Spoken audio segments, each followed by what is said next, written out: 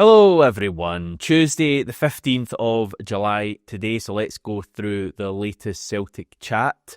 As always, if you are enjoying this video, I know it's very early days, but maybe later on if you're really enjoying this video, please click like, please also click subscribe. We're trying to get to 16,000 subscribers, which is a big milestone, so if you're able to help in any way, much appreciated.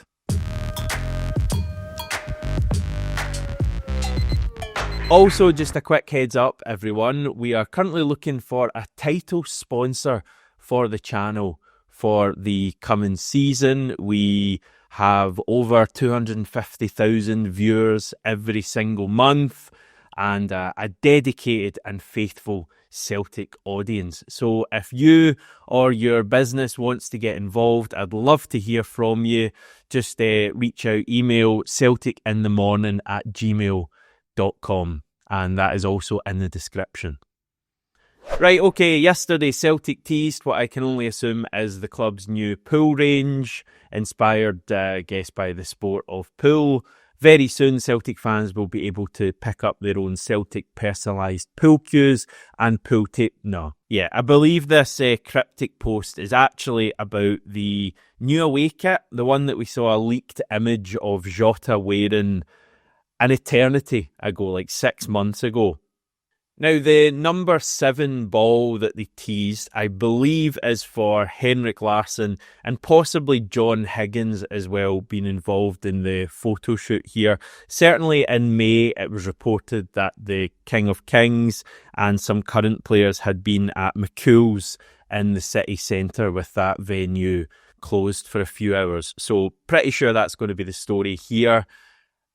Also pretty sure by the time you're watching this, unless you're one of the legends who watch this when the video goes right up at 7 a.m. or a wee bit later sometimes, the club are announcing this from 8 a.m. So there's a fair chance you can just head on to the club's social media and see exactly what's happened. But just so I can act a little bit ITK, it's going to be Henrik Larsson, John Higgins, Luke McCown will be there as well, in McCool's, modelling the new away kit that we've all already seen anyway. So that's the story.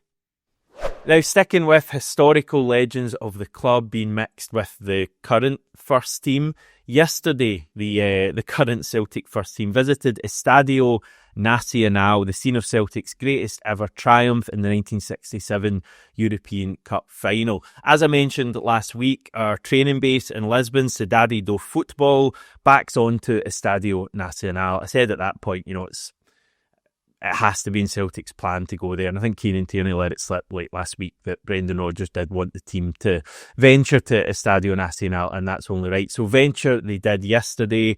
They got onto the pitch. They went up in the stand to where Billy McNeill famously lifted the European Cup. For me still, and I'm totally biased with this, but for me still the most iconic trophy lift ever. Possibly in sport, the way Billy McNeill lifted that. My God. What an image, eh? Any excuse to view that image. But yeah, the club have posted some of their own images from yesterday's visit to Estádio Nacional on Facebook, which is a bit too much like Llorente for my liking. But anyway, we did get an image of everyone who's there, and it gives us an idea of who is in Lisbon at the moment. Paulo Bernardo is there, obviously in his home city. I believe yesterday was the first time he has trained. Cameron Carter-Vickers is indeed there, but won't play against Sporting in midweek. Still no Alistair Johnson or Lewis Palma as of yesterday. They may well just be joining the team when we return back to Scotland. Right, transfer stuff, and a few different names to cover today. I was having a bit of a look at Japanese media earlier today. Spanichi, who are kind of the big dogs of the Japanese sport media game, just to see if there's any mention of Shin Yamada, because I haven't really seen anything from them. I think it was another outlet, I can't quite remember what it was called. It was like Sport Honichi or something like that. But yeah, I just wanted to check Spanichi if they were saying anything about Shin Yamada, and they actually have an article up on Yamada I think from yesterday or the day before. Now, Japan have a game later today. I think it's like a late morning kickoff, Celtic Park time. The final match of the E1 East Asian Championship, and it's Japan and the host South Korea. They both won both of their matches so far, so whoever wins this basically wins the tournament and the trophy, if there is such a thing. So Yamada expected to play in this game, and they had some quotes with him about this match, nothing about moving to Celtic. But in the article, Spinici do say that Yamada's transfer to Celtic is a certainty, and it will happen after this match.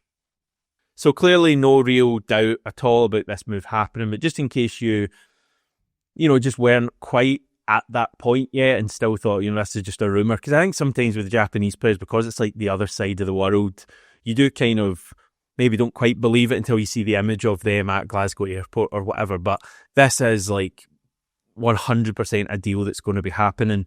Shin Yamada is going to be coming into Celtic. I would expect after today's game it to ramp up pretty quickly. And we're going to have a video on the channel, a deep dive into Shin Yamada, finding out what he's like, probably on Saturday morning. So keep an eye out for that. I know you enjoy those videos. So Yamada's coming in to join Adam Idah, Callum Osmond and Johnny Kenny as our strikers. I think it seems pretty obvious Johnny Kenny's going to leave later in the month. Callum Osmond's an interesting one. What have you made of his first however many minutes, probably 90 minutes across the two matches? I think he's been trying hard, and clearly right away you see he's got pace and he's got pretty good movement. Had a couple of chances against Cork City that just didn't quite happen for him. Probably wasn't maybe quite as good on Saturday. There's a couple of moments where the ball broke down when it got to him. But yeah, I think I don't think he's a player who's going to be going out on loan this season. I get the impression that he is that third choice option with possibly Yamada and Idah as our main strikers, but it still doesn't quite feel right to me that. I feel like the club might be interested in bringing someone else in. So anyway, I covered that last week.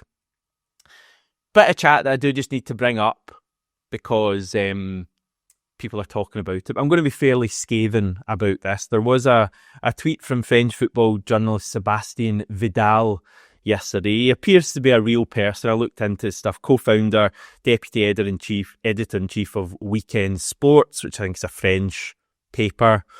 His ex-profile has him down living in London. I did see a few people saying that maybe he's just one of these journalists that kind of throws enough things out there with regards to transfers to occasionally being right rather than being a genuinely trusted source. Anyway, yesterday he X'd to say Crystal Palace have put Odsonne Edouard on the market this summer. Celtic are monitoring the situation closely, with Brendan Rodgers considering a return for the 27-year-old striker he once launched in Glasgow. There was also a line from The Athletic yesterday saying Edouard and two other Crystal Palace players not part of Palace's plans and will be available if deals can be agreed. So yeah, it seems like Odsonne Edouard's going to leave Crystal Palace. I'd be stunned if he comes back to Celtic. Now, I'm well aware that in recent times we've signed players. I mean, Brendan Rodgers came back to the club. I don't think anyone really saw that coming. While Ange Postecoglou was managing, as if you'd have said, the next manager's going to be Brendan Rodgers, everyone would have gone, what? And if you'd have said, we're going to lose Kyogo but bring Jota in from Rennes, everyone would have gone, what? And even Kieran Tierney might have got like a smaller, what?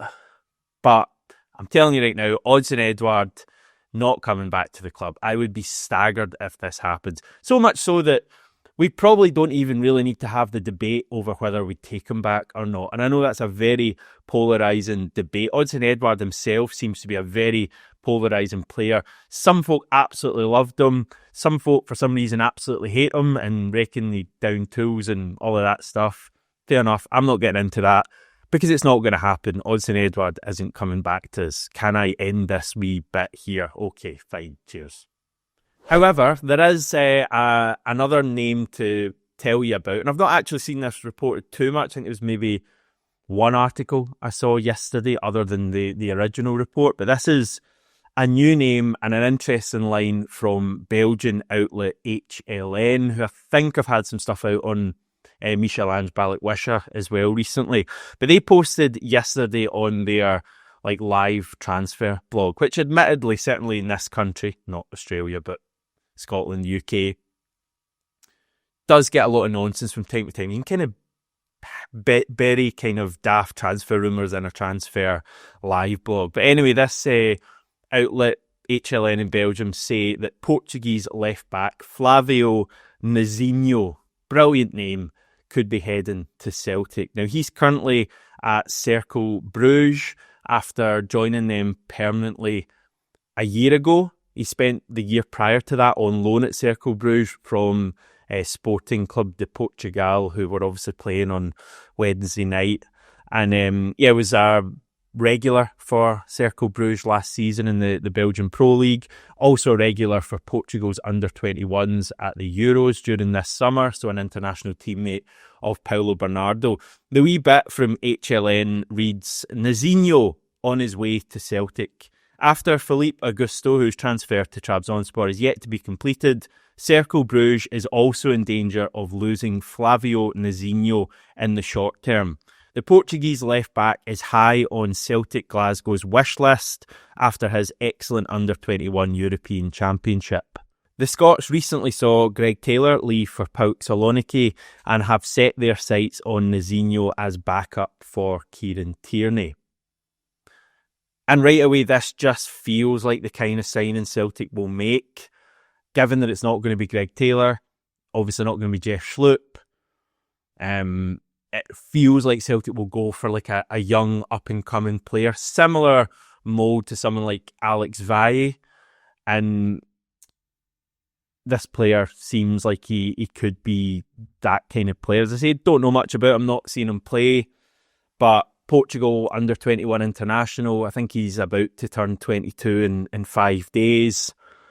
And pretty attacking player. Did quite well at the Euros as well, according to this Belgian outlet as well. So I think that's what you're kind of looking for next to Kieran Tierney. You're looking for someone exciting. I think quite a pacey left back. Brendan Rodgers in recent days has kind of brought up the Kieran Tierney stuff again and spoke about the importance of just managing Kieran Tierney. I think he said we can't be too emotional with this, and I guess what he means by that is they urge Kieran Tierney's back, play him. I think you're going to see, certainly when we get into the 2 games per week and the kind of September, maybe October to February period, March, I think you're going to see that left back position changing every single game, and I think you might end up with Kieran Tierney playing the European games and potentially the odd really big domestic match. But I think whoever we sign at left back is going to get a lot of game time. Is going to, and also when we're winning games comfortably, I think that would be time to take Kieran Tierney off and just manage his game time a bit. And I think that's how you get the best out of Tierney. So it's still an important signing, this left back. They still need to be a good quality player, but they're going to get a real good run at it. And I think Nazinho, looks, without knowing too much about him, looks like he could be a good fit for that. And most importantly, his name ends in Inho. And who doesn't want to see that on a Celtic team sheet? I don't think we've ever had a player ending in Inho that's been disappointing for Celtic. I just find that hard to believe. Yeah, doubt that's ever happened. But yeah, bring him in, I say, and I'll get Nazinho in the back of my new third kit that I got for my birthday. So yeah, is that going to happen? Quite possible. I think the fact it's coming from Belgium certainly suggests that we should take it very seriously. More seriously than the Odsonne Edouard stuff anyway. Right, that'll do us for today, everyone. Appreciate you all watching, and yeah, back tomorrow. Tomorrow night, obviously, we're playing Sporting, so tomorrow morning I'll look ahead to the game, maybe start getting into the predicted 11 stuff. Might be a little bit early for that, to be honest, but maybe focus a little bit on Sporting, the match itself, and of course any other news that comes up between now and then. We might sign a player, I don't know.